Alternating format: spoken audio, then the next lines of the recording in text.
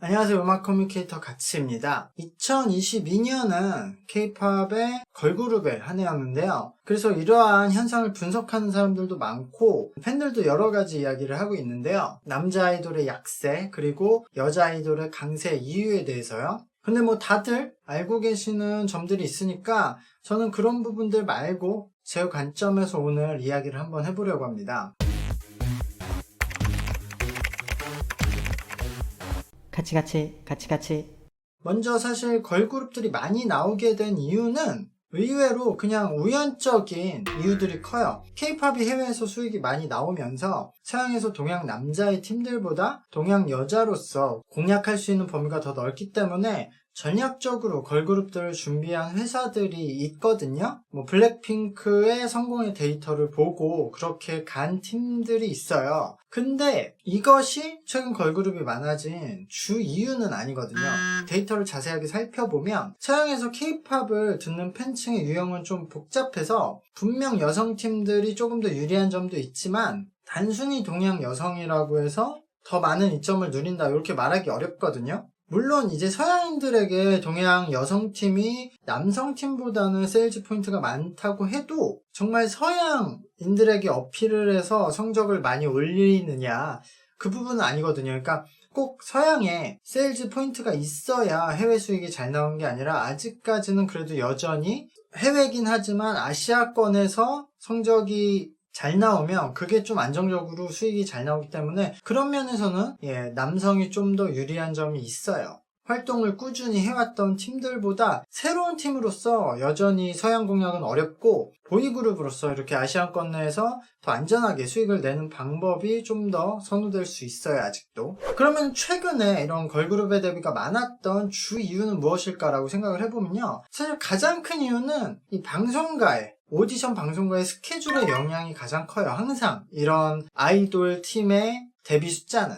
지금 신생팀 중에서 가장 핫한 르세라핌과 아이브는 아이즈원이 활동 종료가 되면서 그 멤버들 영입해서 그냥 일반적인 제작 프로세스에 비해서는 좀 급하게 제작이 된 팀이죠. 그러니까 이거는 프로듀스 48의 스케줄에 영향을 받아서 그 타이밍에 그 팀들이 나오게 된 영향이 더 큰 거예요. 그리고 케플러와 클라시 같은 팀들도 요번에 걸그룹 오디션 방송의 순서였기 때문에 이 팀들이 데뷔를 하게 된 거고요. 또 이 두 팀 말고도 이렇게 걸그룹 오디션 방송을 하면은 거기에 참가했던 많은 멤버들을 영입해서 여러 회사가 새로운 아이돌 팀을 제작하게 되잖아요. 그렇기 때문에 그의 오디션 방송의 성별이 무엇이었느냐에 따라서 새로운 팀의 제작에 많은 영향을 줍니다. 이제 내년에 보이그룹 오디션 방송들이 연달아 하게 되면은 역시 파생된 여러 보이그룹들이 탄생을 하게 될 거라는 거죠. 이렇게 아이즈와 여러 걸그룹 오디션 그리고 또 몇 년 동안 준비했던 몇 개의 걸그룹들의 데뷔 타이밍이 그냥 겹치면서 올해 많은 걸그룹이 데뷔를 하게 된 건데요. 그래서 이런 것들은 좀 우연해. 영향이 있는 거죠. 그래서 이렇게 시작돼서 걸그룹 분위기가 좀 이어가자 뒤를 이어서 많은 제작자들이 이 분위기에 탑승하고자 걸그룹을 제작해서 데뷔를 시켰고요. 아마 이 분위기는 내년까지 좀 이어질 것 같아요. 근데 이렇게 실제로 자세히 들여보면 이런 상황들이 좀 겹친 것 뿐인데 걸그룹 대세라는 분위기가 형성되면서 이 업계에 대해서 자세하게 모르고 그냥 사업적으로 이렇게 제작을 하는 사업을 하시는 분들은 지금 그냥 걸그룹을 만드는 것이 더 유리하다고 생각을 하고 걸그룹 제작들을 많이 하고 있죠. 그래서 신생 기획사에서 걸그룹이 많이 나오는 이유는 이렇게 분위기에 탑승한 그 영향이 크다고 생각을 해요. 근데 아직까지도 평균적으로는 보이그룹의 세일즈가 잘 나오고 있거든요. 이런 신생팀 기준으로면. 그리고 마케팅 포인트를 잡기에는 아직도 보이그룹이 더 편하다고 저는 생각을 해요. 근데 이것과 좀 다르게 어쨌든 보이그룹이 스트리밍에서는 약해졌고 데뷔하는 팀들도 적어진 거는 있죠. 그래서 여기에서 대표적인 이유로 거론되는 것들이 보이그룹의 대중성의 실종 그리고 보이그룹 연습생의 인재난 등이 꼽히는데요. 일단 기본적으로 대중성에서는 보이그룹이 불리한 측면이 있어요. 남성들은 보이그룹의 소비가 적죠. 근데 여성들은 걸그룹에 많이 소비를 하거든요. 그렇기 때문에 남녀 양쪽에서 세일즈가 잘 되는 걸그룹이 기본적으로 스트리밍에서 유리한 거죠. 그리고 스트리밍 그리고 인재난 양쪽에 결정적으로 영향을 끼친 포인트가 있어요. 바로 쇼미더머니거든요.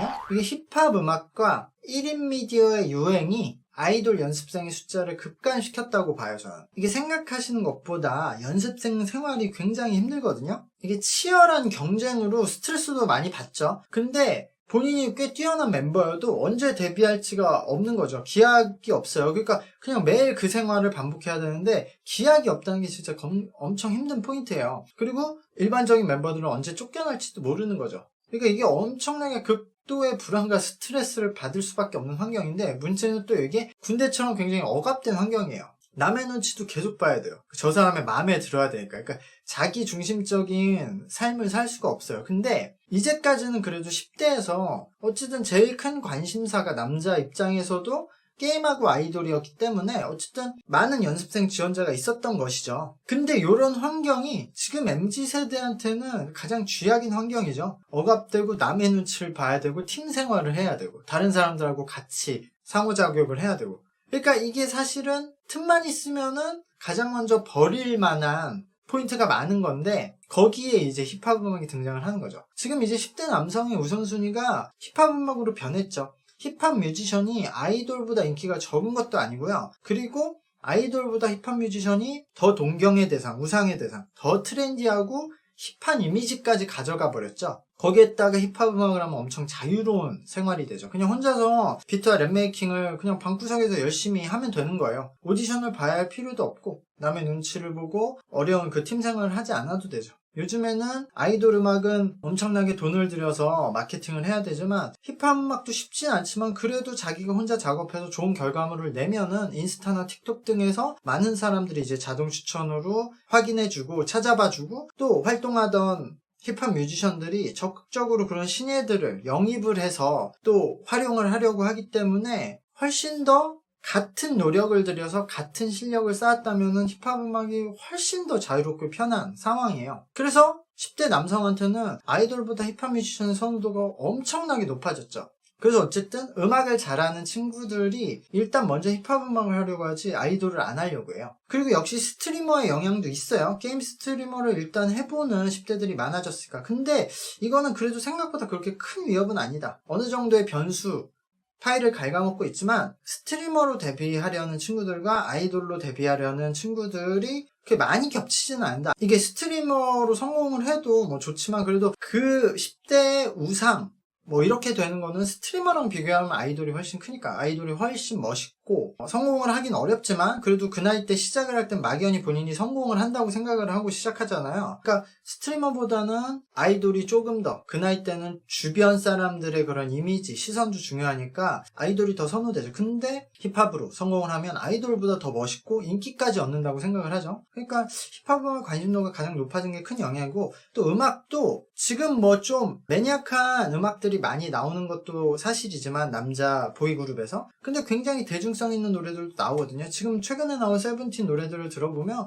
그냥 BTS 한창 때 노래와 비슷한 대중성을 가지고 있어요. 근데도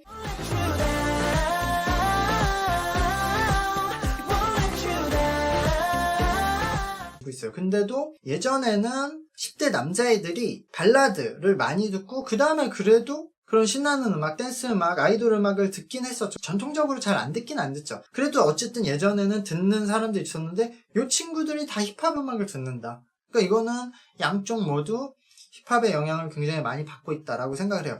이게 같은 이유인데 여성에서는 힙합 음악을 하려는 연습생이 남성보다는 적으니까 그래도 여성 연습생은 더 많은 것 같아요. 어쨌든 여성 10대에서는 같은 그 루트로 나아가려는 친구들 중에서는 아직도 아이돌이 그래도 우선순위니까. 여기서는 힙합 쪽으로 가는 것보다는 여성 쪽에서는 1인 미디어의 영향이 조금 더 큰데 어쨌든 전체적으로 1인 미디어의 영향은 아직 그렇게 크진 않다. 아이돌 지망생이 조금 더 우선순위에 있다라고 보여지고요. 지금 조금씩 파일을 조금 더 그 1인 미디어에 뺏겨가고 있는 추세, 그 정도로 보시면 될 것 같아요.